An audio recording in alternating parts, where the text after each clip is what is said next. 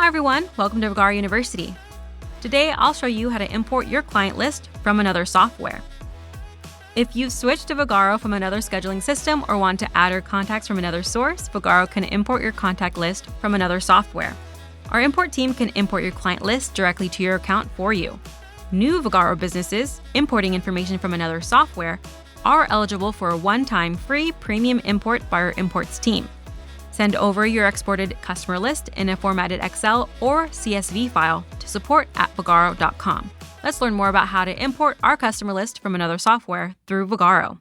From the calendar, hover over Customers and select Import Management. Under Import from another software, select Import. We'll find and select our previous software. Next, we'll find the best time that works for us to schedule to meet with an imports and onboarding specialist. We'll fill out the entire form. Read over the following information, add additional appointment notes if needed, and agree to the cancellation policy and select Book. Now, your appointment with a Vagaro Imports and Onboarding Specialist has been made.